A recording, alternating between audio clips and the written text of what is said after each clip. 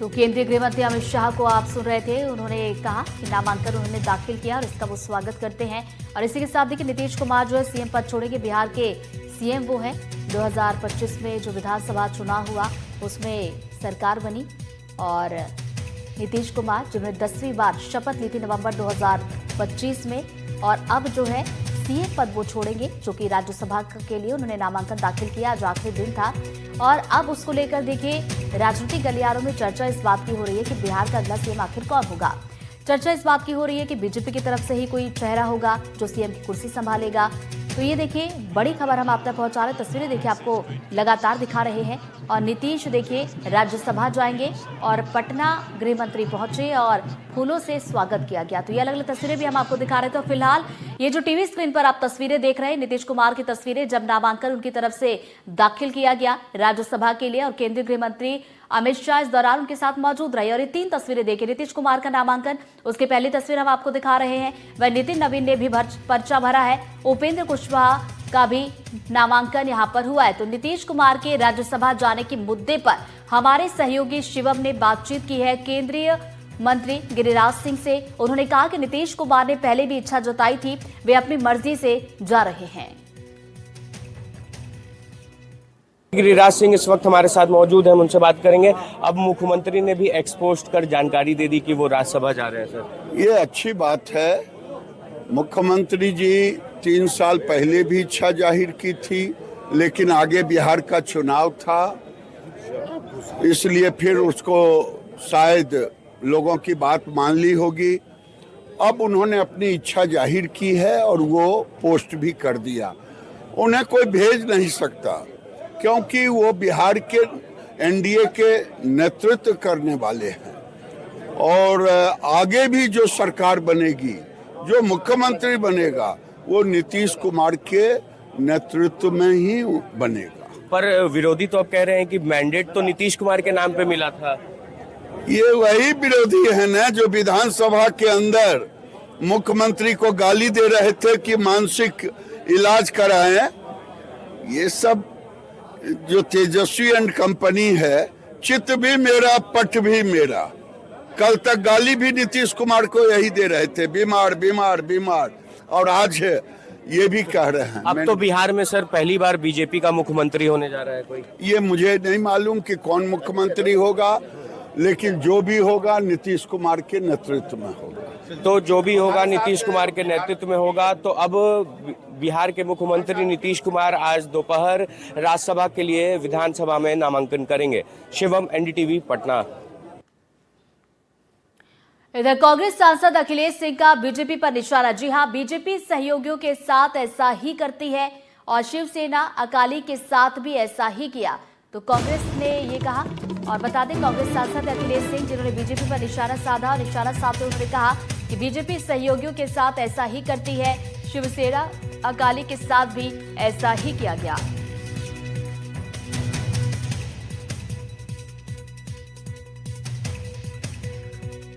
बिहार के मुख्यमंत्री नीतीश कुमार अब राज्यसभा में आने जा रहे हैं। उन्होंने इसका ऐलान भी एक तरह से कर दिया है।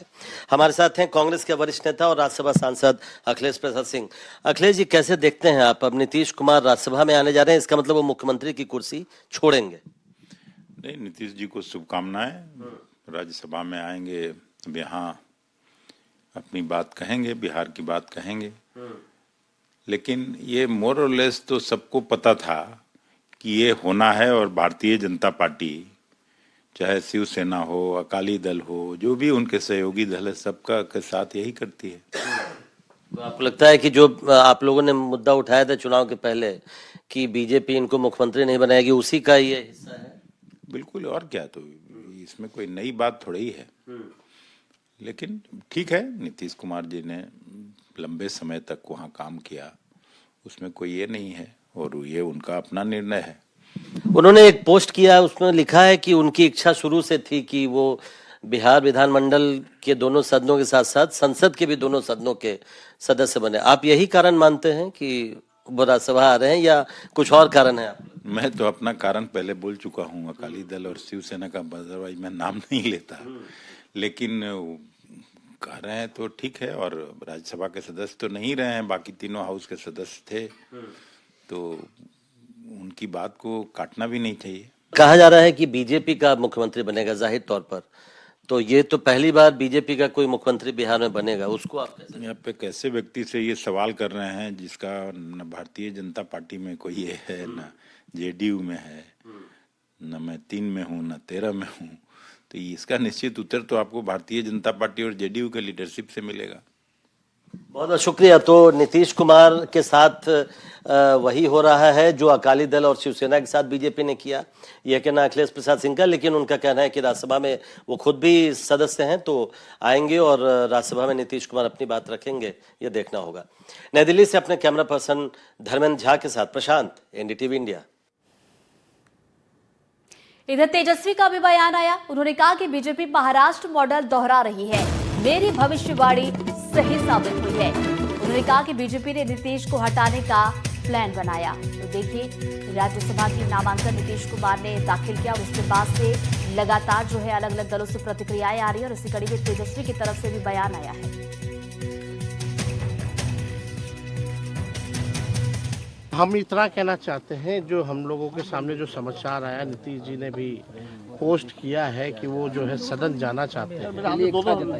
आप सब लोगों को पता होगा कि हम शुरुआत से ही जो है इस बात को कहते रहे हैं कि चुनाव के बाद जो है नीतीश कुमार जी को भाजपा के लोग मुख्यमंत्री पद पे नहीं रहने देंगे। हमने उस समय भी कहा था कि ये महाराष्ट्र मॉडल जो है रिफाइंड तरीके से बिहार में जो है लागू करेंगे। आज वो बात जो है सच हो गई है और जो जन आकांक्षाएं हैं इस सत्ता परिवर्तन के खिलाफ हैं सभी लोग। हम नीतीश जी के साथ कुछ दिन काम भी किए, उप मुख्यमंत्री भी रहे, लेकिन ज्यादातर जो है हम विपक्ष में रहे। हम लोग सब लोग जानते हैं। आप मेरा एक बयान देखिएगा, जब नीतीश कुमार जी जब दोबारा हम डिप्टी सीएम बने, उसके बाद जब दोबारा वो 28 जनवरी 2024 में जब हम लोग को छोड़ के गए थे, तब उनके पास कोई वाजिब वजह भी नहीं थी कि हम लोगों को क्यों छोड़ा था। उस समय भी हम लोगों ने ये कहा था कि भाई बीजेपी जो है जनता दल यूनाइटेड पार्टी को खत्म कर देगी, अब जनता दल यूनाइटेड पार्टी अब बचेगी नहीं। हमारी पूरी सहानुभूति नीतीश कुमार जी के प्रति है।